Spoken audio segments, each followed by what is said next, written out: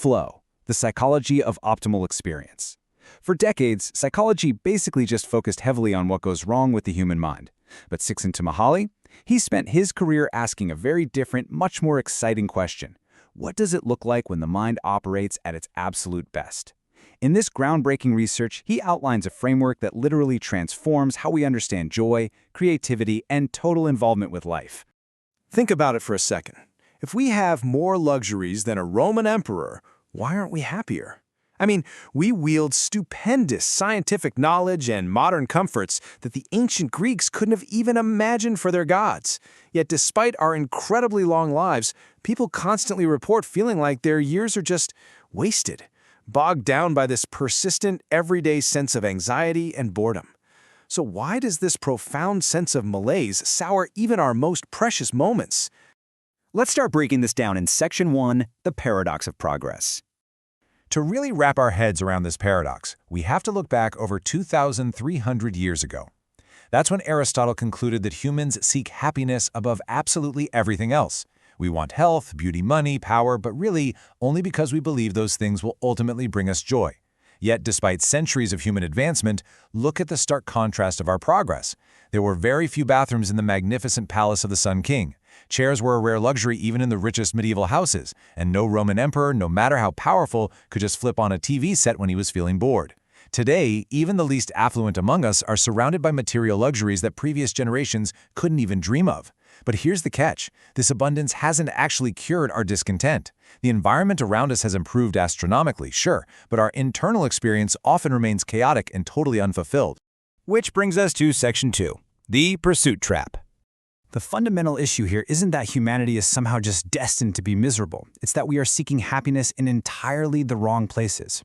We fall into this trap of believing happiness is just something that happens to us, like a lucky genetic roll of the dice or random chance, or worse, we think it's something you can just buy with immense wealth and power.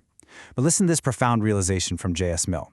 He said, "Ask yourself whether you are happy, and you cease to be so." Happiness is incredibly elusive. It doesn't depend on outside events, it depends on how we interpret them. If you try to reach happiness by consciously searching for it, like staring directly into the sun, you're just going to go blind to it. You literally cannot attain it by a direct route. Viktor Frankl, the brilliant Austrian psychologist who survived the concentration camps, really hit the nail on the head here.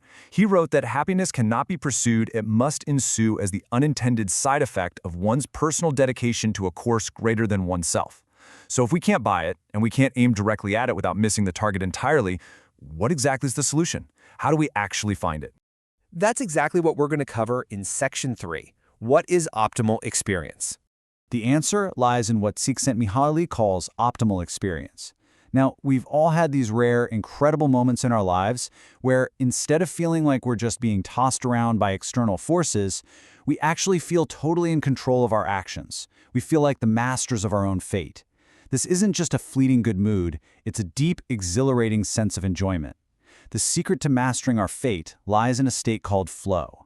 Flow is the state in which people are so intensely involved in an activity that nothing else seems to matter. The experience itself is so deeply enjoyable that you'll do it even at great cost, purely for the sheer sake of doing it. This right here is the optimal state of inner experience. Now, a lot of us buy into the myth that our best, happiest moments are passive, relaxing times, like sitting on a beach doing absolutely nothing. But the data shows something completely different.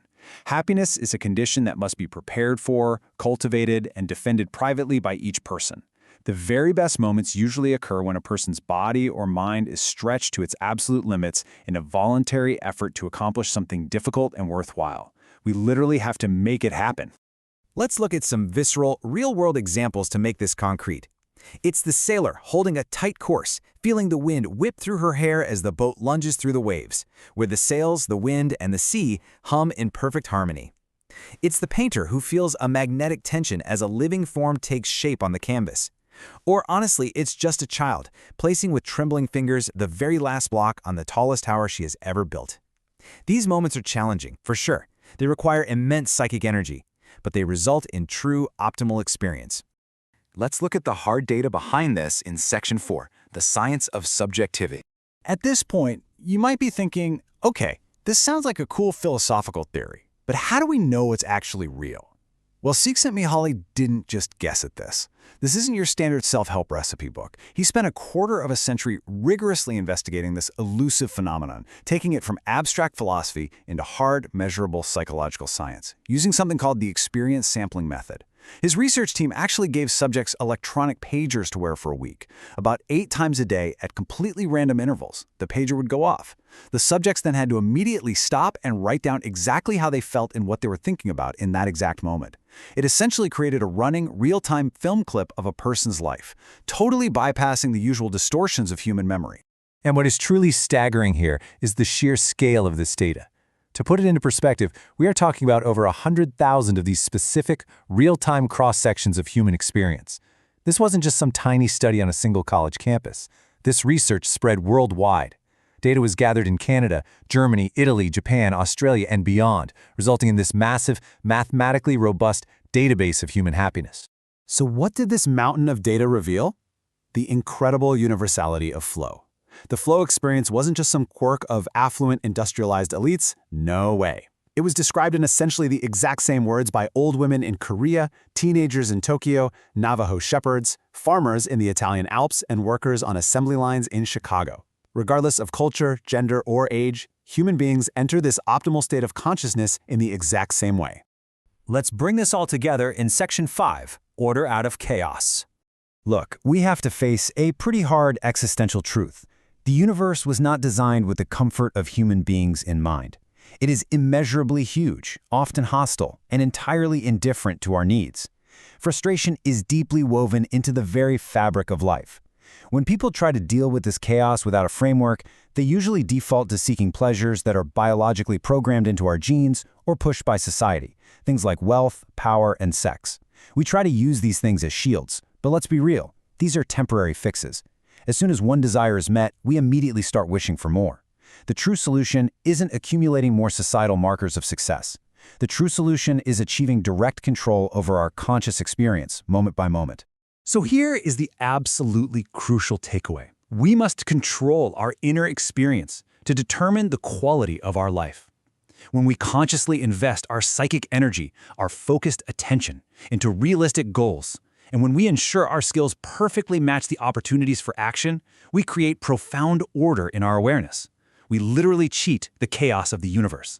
By stretching our skills and reaching toward higher challenges, we momentarily forget everything else and transform into increasingly complex, extraordinary individuals. If you want to understand how to actually implement this in your own life, I highly recommend picking up the source material itself, Flow, The Psychology of Optimal Experience. The book dives so deeply into the specifics of how to turn almost everything you do, from lifelong learning to your daily job to physical movement and even enjoying your family in solitude, into reliable, flow-producing activities. It's a remarkable manual for forging resolve and finding profound, lasting meaning. So I want to leave you with a final, provocative question. Are you ready to stop chasing happiness and start creating it through your own focused attention? Remember, partial solutions just don't work, and nobody can hand you a magic recipe for joy. But by taking control of what happens in your own consciousness, you have the power to transform a boring or anxious life into one packed with absolute mastery and enjoyment. Thank you so much for joining me for this explainer, and I truly hope you find your flow.